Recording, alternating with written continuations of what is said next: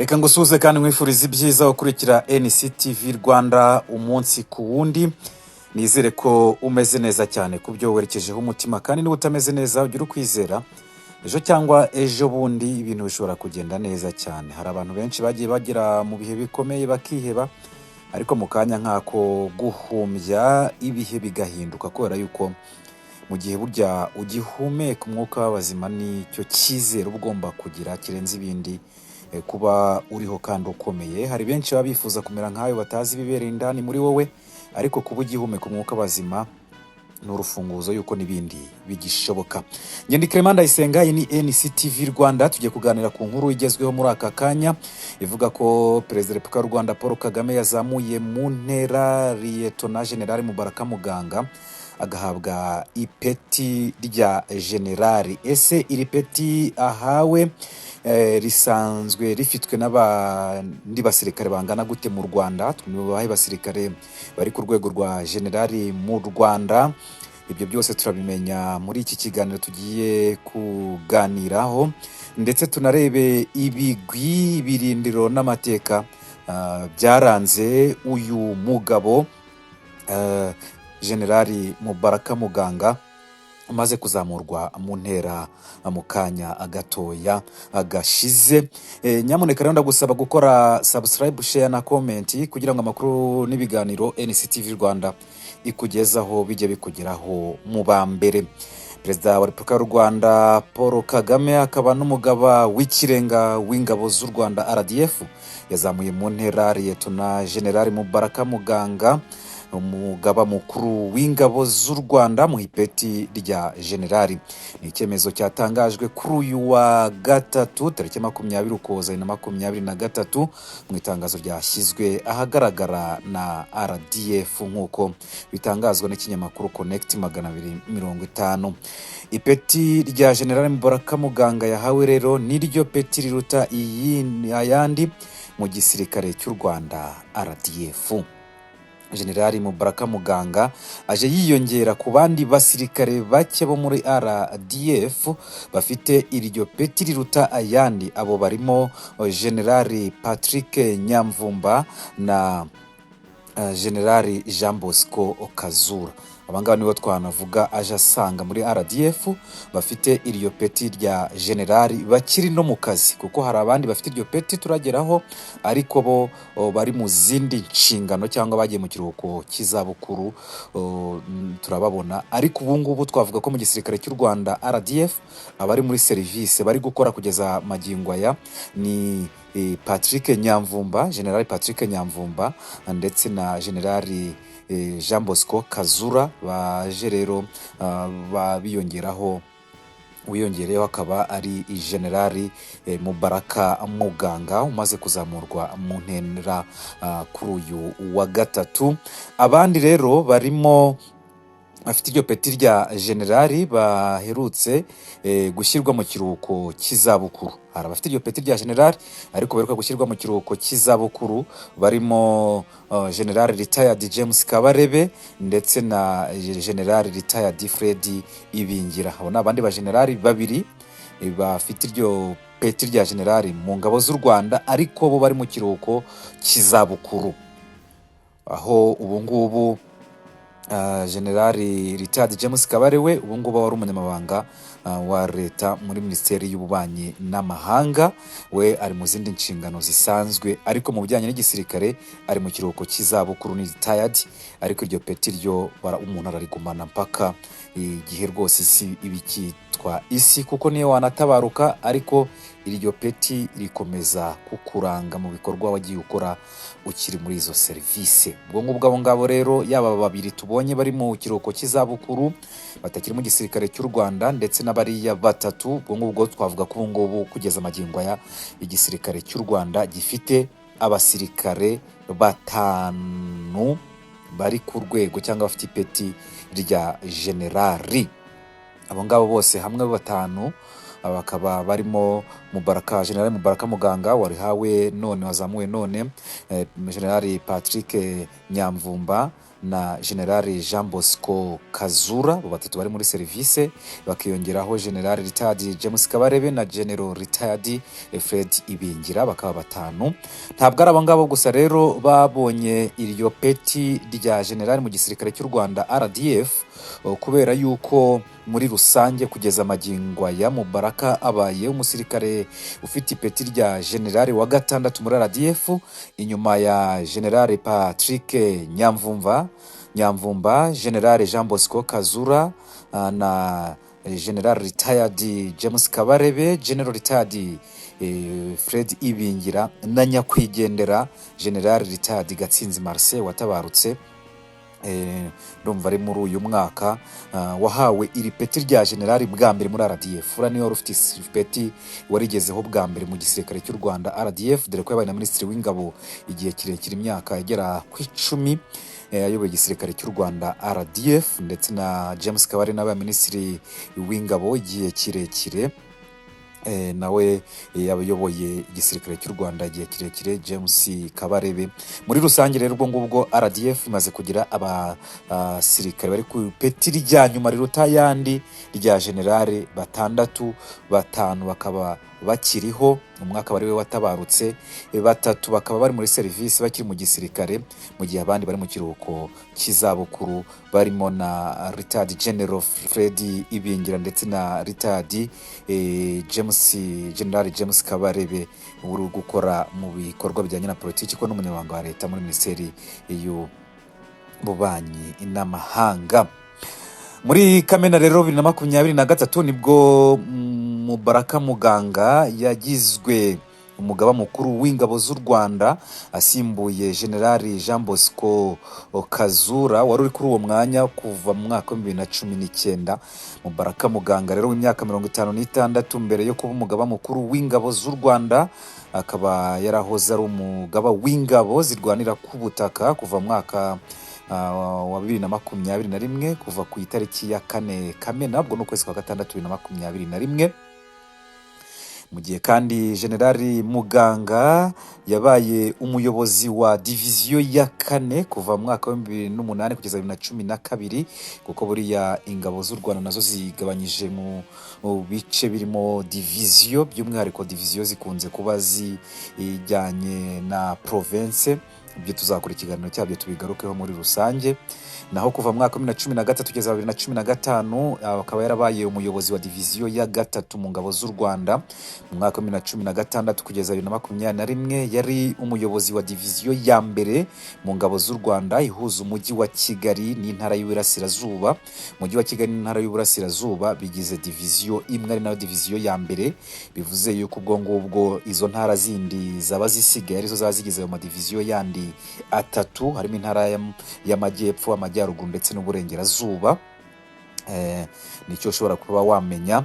Ni mu gihe kandi inshingano yafatanyaga icyo gihe icyo gihe ayoboye diviziyo ya mbere y'umujyi wa Kigali, ihuza umujyi wa Kigali n'intara y'Iburasirazuba, ni inshingano yafatanyaga no kuyobora inama y'ubutegetsi y'amaguriro y'ingabo z'u Rwanda, Armed Forces Shop cyangwa se Army Shop, hahirwamo n'abasirikare, abapolisi, abacungagereza n'imiryango yabo. Generali Mubaraka Muganga rero afite impamyabumenyi y'icyiciro cya 2 cya kaminuza mu bijyanye n'imiyoborere. Yize amasomo ya gisirikare mu bijyanye no gutegura urugamba muri kaminuza ya gisirikare yo mu Bushinwa yitwa National Defense University of PRA mu mwaka wa 2012. Muri uwo mwaka kandi yize ubumenyi mu bijyanye n'imiyoborere mu ya gisirikare n'amasomo y'abasirikare bakuru n'uburyo bwo kugena ingamba z'ibigo, aribyo bita mu rurimi rw'icyongereza strategic management, muri kaminuza ya Tsinghua na kaminuza ya gisirikare yo mu Bushinwa. Mu gihe kandi mu mwaka wa 2008 yize amasomo ya African Strategies Course mu ishuri rikuru rya gisirikare rya Nasser mu Misiri, amasomo ku bikorwa mpuzamahanga byo kugarura amahoro n'amasomo ku butumwa bw'abayobozi bakuru yayigiye mu kigo gitoza kugarura amahoro Peace Support Training Center cyo muri Kenya, aho yize mu mwaka wa 2007. Mu mwaka wa 2006 kandi Liyetona Generali Mubaraka Muganga yize imicungire y'ingabo muri Kenya. Amashuri makuru ya gisirikare yayize i Lusaka muri Zambia mu mwaka wa 2005. Urumva ko ibikorwa bye na parcours afite mu gisirikare urumva ko ni ndende cyane. Mu gihe kandi hari andi masomo yiza mwinjiza muri aba ba ofisiye bato cadet officer course yayigiye Ijinja muri Uganda mu mwaka wa 1988 ndetse mu mwaka wa 1989 muri uwo mwaka 88 ushyira 89. Abanyarwanda benshi bariho magingo aya ngaya bari batarabona izuba. Mu bihe bitandukanye rero Generali Mubaraka Muganga yahawe imidari y'ishimwe irimo umudari wo kubohora igihugu, uwo guhagarika jenoside, umudari w'irahira rya perezida, umudari wo gutabarira igihugu hanze yacyo Ribon, akaba ari umudari rero witwa Ribon, umudari bambara ku mufuka w'ishati w'ibumoso. Kubera ko nuzabona kuri iriya myenda ingabo z'u Rwanda zambara, uzabona hariho ibimenyetso byinshi n'ibirango bitandukanye, kandi buri kimwe cyose kiba gifite icyo gisobanura. Hariho n'imidari myinshi baba basirikare bakuru ndetse n'abandi baba baragiye bakora ibikorwa by'ubwema baba bambaye ku mpuzankano ibaranga. Akaba rero uwo mudari ari yo kurwana ku rugamba yabonye y'ibikorwa by'urugamba ndetse n'indi midari myinshi yagiye ahabwa bitewe n'ibikorwa yagiye akora. Si ibyo gusa rero byaranze uyu musirikare Generali Mubaraka Muganga wazamuwe none, kubera yuko ari mu yego nari mbivuze ko n'ubundi ari mu bagize uruhare mu guhagarika jenoside yakorewe abatutsi mu mwaka wa 1994. Hari n'indi bikorwa by'indashyikirwa yakomeje kugenda akora nyuma yaho akorera igihugu. Kubera ko mu Generali Mubaraka Muganga afite imidari y'uruhurirane twari tubikomojeho haruguru, yagiye ahabwa yambikwa mu bihe bitandukanye kubera ibigwi bye. Akaba kandi yaragizwe n'umugaba mukuru w'ingabo z'u Rwanda, nabivuze muri Kamena 2023, ari ku itariki ya 5 Kamena 2023 mu kwezi kwa gatandatu, ubwo amezi 6 n'iminsi 15 irashize rwose, amezi 6 hafi arashize yabonye uwo mwanya uko umugaba mukuru w'ingabo z'u Rwanda CDS. Amakuru yari ku rubuga rwa murandasi rw'ingabo z'u Rwanda yerekana ko Generali Mubaraka Muganga, ariko ku rubuga bigaragara ko yarakiri Liyetona Generali. Ubu ni Generali Mubaraka Muganga yavutse mu mwaka wa 1967, bivuze ko ubu afite imyaka 56 nk'uko nabivuze haruguru. Mubaraka Muganga rero akomoka mu muryango w'abayoboke b'idini ya Islamu. Ni umugabo ubona ko afite igihagararo kibereye umusirikare koko akaba azwiho gukunda umupira w'amaguru byimazeyo, dore ko yanabaye umuyobozi mukuru mu buyobozi bukuru bw'ikipe ya APR igihe kirekire, ndetse ku ngoma ye nibwo yamaze imikino 50 idatsinzwe. Niwe wari umuyobozi, wari mu bayobozi ba APR, ariko niwe wayikurikiranaga umunsi ku wundi, ari chairman wa APR. Urumva ko yarakoze kandi yanakinnye n'umupira w'amaguru. By the way, yakinnye n'umupira w'amaguru mu cyiciro cya mbere. Urumva ko rero kuba akunda umupira nawe ukinnye ni ibikorwa kuko bigaragaza ko ari umusportifu wa nyawe. Amakuru yashyizwe ahagaragara rero na Intsinzi TV kuri YouTube avuga ko Liyetona Generali, ariko ubu ni Generali Mubaraka Muganga na se Haji Saleh Muganga bajyanye ku rugamba rwo kubohora u Rwanda, ndetse ngo akaba yari afite ipeti riruta irya se. No kuvuga ngo mu rugamba rwo kubohora igihugu Mubaraka Muganga yari kumwe na Haji Saleh Muganga ari wese, kandi Mubaraka Muganga icyo gihe yari afite ipeti riruta irya se. Mu gisirikare buri habamo kubahana cyane, discipline yo mu gisirikare iramutse ije no mu muryango nyarwanda tubamo, paradizo yava mu ijuru ikaza ku isi. Rwose urumva ko umuntu ashobora kukuyobora ari umwana wawe ari kuri se, ukamwubahira kandi ugakurikiza amabwiriza aguha, kubera ko mu gisirikare ni oda sima wombi. ubwo ngubwo byo uko ibintu biba byubatse niko bigomba gukurikizwa, ntabwo ari uko uba ubishaka. Nk'uko rero bigaragara ngo kuri imwe mu mafoto y'urugamba rwo kubohora u Rwanda, ise yamutereye isariyuti nk'ikimenyetso cy'icyubahiro umusirikare muto agomba umukuru. Ni ukuvuga ngo muri iyo foto bigaragara yuko Haji Saleh Muganga, ise wa Mubaraka Muganga, yari atereye sariyuti umuhungu we Mubaraka Muganga, kubera ko yamurutaga mu mapeti. Generali Mubaraka Muganga rero yavukiye mu buhungiro mu gihugu cya Uganda, ari naho yinjiriye mu gisirikare agamije kwifatanya n'abandi mu rugamba rwo kubohora u Rwanda. nk'uko twabivuze ko yinjiye mu gisirikare akora izo training zamwinjiza mu gisirikare mu mwaka w'1989. Kigera afite imyaka 22. Mubaraka Muganga rero yagiye mu masomo ya gisirikare ku rwego rwa kadete mu kigo cya gisirikare cya Jinja muri Uganda, nabikomojeho.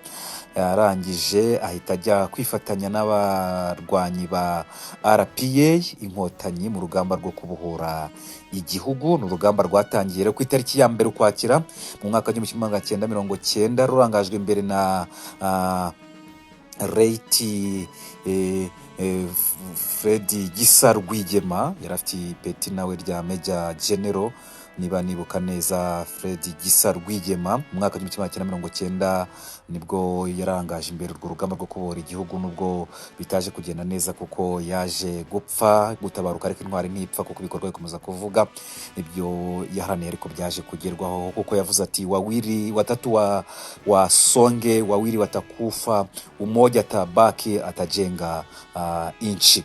Ati batatu bagende, wenda babiri bazapfa, ariko umwe rwose uzasigara azagerayo kandi azubaka igihugu. Icyo umuntu yakwishimira yuko byagezweho, kuko mu mwaka w'1994 u Rwanda rwaje kubohorwa, ingoyi rwose yari yiruboshye, abanyarwanda benshi baboshye, abandi bari mu buhungiro. Igisirikare cya RPA inkotanyi rero gikubita inshuro igisirikare cya leta ya Habyarimana. Ndetse icyo gihe hari ku itariki ya 4 Nyakanga mwaka w'1994, jenoside ihita ihagarikwa, yatwaye n'abanyarwanda barenga miliyoni. Mubaraka Muganga rero, General Mubaraka Muganga, yari ari muri aba basirikare bahagaritse jenoside. Bari bato ariko batari gito, kuko urumva ko niba yarije mu gisirikare 88, afite imyaka 22, 94 wongeyeho imyaka 6, afite imyaka 28. Ariko ntabwo byamuzaga ko ari umusore koko ugomba kwitanga kugira ngo aharanire ko igihugu cy'u Rwanda, abanyarwanda bose bakwishyira bakizana kandi bakaba mu rwababyaye.